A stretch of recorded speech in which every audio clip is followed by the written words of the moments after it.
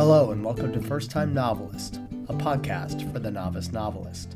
In this episode 5, I'm going to talk about how I pushed to the end of my writing process, how I entrusted beta readers, how I edited, how I wrapped up the writing process, how I researched the next few steps beyond writing, and I'll give you a little bit of advice. But first, these are my experiences and are not a guideline or rule book for others to follow or copy. These are my personal thoughts and should be enjoyed as entertainment and enlightenment. Any advice I offer is born from my own journey or may not apply to anyone else's journey. Enjoy the podcast. When I was early on in the writing process, I engaged some beta readers, especially in the first few chapters, to see if I was heading in the right direction. And I called on friends that were not necessarily in the creative arts or in writing, but friends who I trusted, that could give me an opinion that wasn't basically grounded in our friendship in any way. What I would do is give them a list of questions, very simple questions that would guide me in some of their feedback. So I listed some protagonist questions, character, structural questions, and questions about scenes, and you can read them there. And it helped me get some feedback from them instead of just saying, did you like it? Did you not like it? So I could guide my edits accordingly. But as I got to the end of the novel, I needed a clean slate, a reader that had no investment in my novel whatsoever.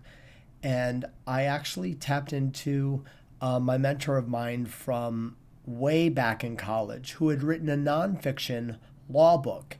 And he was a perfect beta reader for me because he had no investment into my process. The feedback he gave me was interesting. It wasn't about structural things at all. It was little stuff. Words and jargon, the spelling of words, how I accidentally slipped into some British word spellings that I had no idea that I did. Rosewood, he didn't know what rosewood was. And so my readers are not going to know what rosewood is. And these are the little tiny things that helped me solve some of my issues before I took the big plunge in finishing up my novel. After I got the beta readers' feedback, I went and edited. Now, if you've been following the podcast, you know that I've edited all through the process. The punctuation was easy. The spelling mistakes were easy to catch. I also made sure in the editing process that I would go back to my 3-act hero structure and apply it and double check it to make sure that I really did hit all the elements so that I knew that structurally my novel was fine. But here is the other thing first-time novelists forget. You have to continually edit your synopsis because that's what's going to be used for your back and front cover. It's going to be used for any letters you put out. And editing the synopsis was just as important, if not more important, than actually editing the book itself. I wrote a query letter early on, and it was pretty bad. And all through the editing process, I would constantly go back to editing the synopsis and the letters so that when I did launch the book, all of that writing was already finished. Part of the editing process is also figuring out your cover design. Here's a really simple mock-up, a general idea of what I wanted. And then through the editing process, I've discovered that my concept could be turned into quite a nice reality. And this is another mock-up of sort of the eventuality of what my cover would become. As I neared the end of my writing process and tried to wrap up all the loose ends, I discovered a few things that I absolutely needed to do as a first-time novelist. My chapter headings currently were in red and underlined and ugly. So part of that wrapping up was figuring out what my chapter headings were going to look like. I came up with this little film strip logo.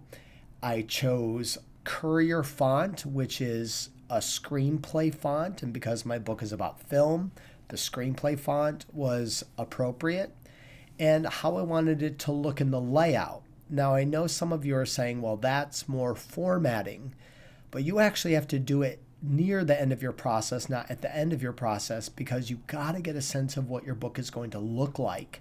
The other part of wrapping up the process is going through files that you are going to have to access once you start self-publishing or hard publishing, and really making sure all your files are in line, where they're at. Are they labeled correctly? Do they have the right things in them? And within those files, are they properly edited? Are they exactly what you want? Are they the versions of the things that you want? So my files included my beta reader questions, my cover art, my query letter, my synopsis, and of course the novel itself. One of the other things in wrapping up the process was learning what front matter and back matter was. I didn't have any idea about any of it, how to do a copyright page, how to do an acknowledgement page. So part of the wrapping up process for me was really learning how, as an author, those things are structured. The next few steps were scary because I didn't know anything about traditional publishing, and I certainly didn't know anything about ebook or audiobook publishing. And I put myself through the research ringer. I looked at a lot of YouTube videos. And here's why. You might say, well, those folks are not necessarily working professionals. No, but they're doing what I'm doing, which is independent authorship. And not only are they doing the book as an independent author, they're doing their creative content online as an independent author. So I looked at a lot of independent author YouTube channels and social media channels and vlogs because they were doing what I was doing. And I went through a bunch of them. I discovered the ones I liked, the ones that did not necessarily help me or were working in a different genre. And what I did was I created a list of the YouTube channels and the social media channels that I really liked, that I would constantly go back to and dig in and find out if I was on the right path. But even then, I discovered certain things about doing that kind of research. So here's the advice I can give. Never trust your first instinct or be swayed by other people's journeys. Do your diligent research before committing to anything.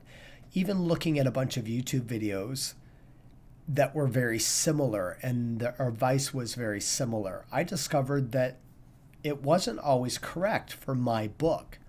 I was almost swayed into an expensive marketing scheme, and then I discovered a more effective route that worked for my specific book.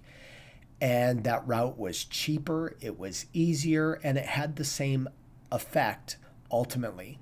So there it is, episode 5, how I pushed to the end of the process. This is the last episode in the First Time Novelist series. I want to thank you for watching and joining us for a podcast for the Novice Novelist.